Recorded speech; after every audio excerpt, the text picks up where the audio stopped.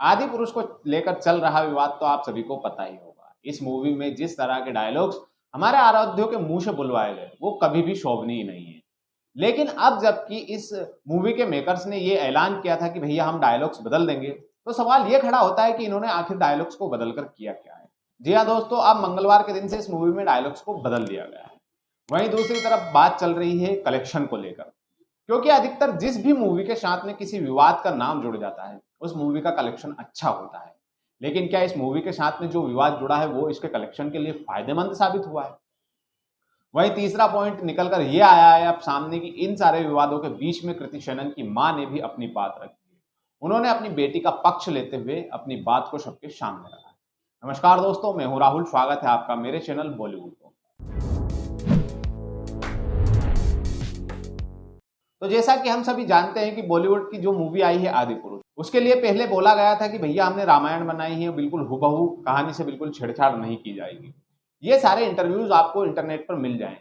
लेकिन अब इसी के मेकर्स कहते हैं कि भैया हमने तो इससे प्रेरित होकर इसके सिर्फ एक पार्ट को दिखाने की कोशिश की है, हमने रामायण बनाई ही नहीं है।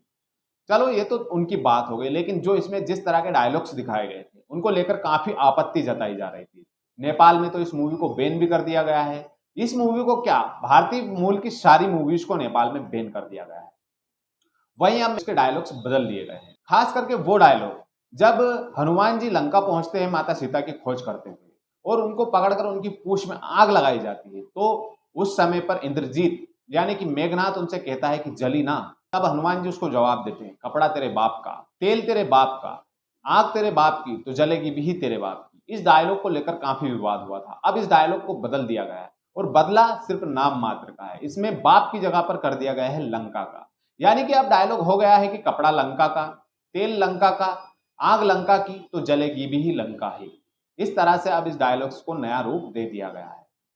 वहीं अब हम बात कर लेते हैं इसके कलेक्शन को लेकर। तो जिस तरह के विवाद इस मूवी से जुड़े और उनको देखते हुए जिस तरह से इस मूवी का कलेक्शन नीचे गया है वो बिल्कुल जायज है, क्योंकि इस मूवी ने लोगों की भावनाओं को आहत किया है। तो वो लोग इस मूवी को देखने के लिए नहीं जा रहे और मेरे जैसे लोग तो साथ ही साथ में अपने जानने वाले 10 लोगों को भी इस मूवी को देखने से मना कर रहे हैं। तो इस मूवी ने पहले दिन कलेक्शन किया था 85 करोड़ रुपए का इंडियन बॉक्स ऑफिस पर। दूसरे दिन इसने कलेक्शन किया था 64 करोड़ रुपए का। तीसरे दिन इसने 69 करोड़ रुपए का कलेक्शन किया था। अब चौथा दिन यानी कि मंडे आता है तो इस मूवी से उम्मीदें की जा रही थी कि ये 30 करोड़ कमा लेगी।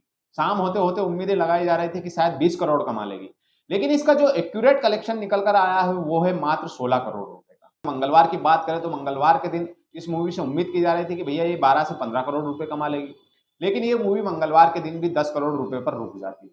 वहीं जब बात आती है बुधवार की, तो ये मूवी दहाई से भी नीचे आ चुकी है। इस मूवी ने मात्र 7.5 करोड़ रुपए कमाए हैं। ये अर्ली स्टेटमेंट निकल कर आ रहे हैं। हो सकता है शाम होते होते ये और भी कम हो जाए। इस मूवी से जिस तरह की लोगों की भावनाएं जुड़ी थी, अगर इस मूवी के मेकर्स उसको उसी स्केल पर बनाते तो शायद ये मूवी जिस तरह का कलेक्शन इसने पहले दिन किया था उसी तरह का कलेक्शन बढ़ते हुए क्रम में करती और शायद आज ये 500 से 700 करोड़ के क्लब में शामिल हो चुकी होती। लेकिन नहीं, इन लोगों ने जिस तरह से भगवानों का मजाक उड़ाया है उसको देखते हुए जो हश्र इन लोगों का हो रहा है, जिस तरह की कमाई ये मूवी कर रही है वो ये लोग वो भी डिजर्व नहीं करते हैं। वहीं अब हम बात कर लेते हैं कृति सेनन की मां की। कृति सेनन की मां एक मां के तौर पर अपनी बेटी का पक्ष ले रही है। शायद हो सकता है कि मूवी उनको भी पसंद नहीं आई हो, लेकिन जब उनकी बेटी ने इसमें काम किया है तो भैया बेटी का तो पक्ष लेना ही पड़ेगा। उन्होंने इंस्टाग्राम पर एक पोस्ट किया है और उस पोस्ट में लिखा है कि जिसकी भावना जैसी प्रभु मूरत देखी उसने वैसी। मतलब इसका ऐसा है कि जिस भावना से आप भगवान को पूजते हैं, भगवान की मूरत भी आपको उसी तरह से दिखाई देती है।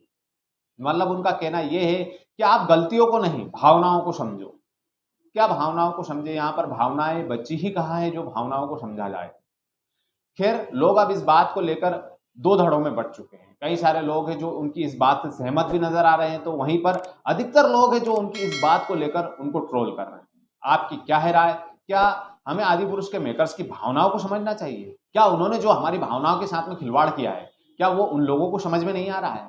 वो लोग अभी तक भी अपने तर्क से बाज नहीं आ रहे हैं। वो लोग अभी भी ये बात स्वीकार नहीं कर रहे हैं कि भैया हमसे गलती हुई है।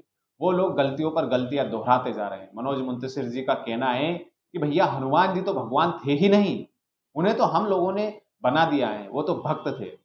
तो फिर मैंने तो कई जगहों पर पढ़ा है और हमें तो यही बताया गया है कि हनुमान जी तो शंकर जी के ही अवतार थे। क्या ये बात हमारे पुराणों में गलत लिखी हुई है? खैर, आप लोगों की जो भी हो रहा है इस सारे मामले पर कमेंट करके मुझे जरूर बताना, और अगर आपने अभी तक मेरे चैनल को सब्सक्राइब नहीं किया है तो प्लीज जल्दी से कर दीजिए और इसी तरह की खबरों के लिए बने रहिए मेरे चैनल के साथ।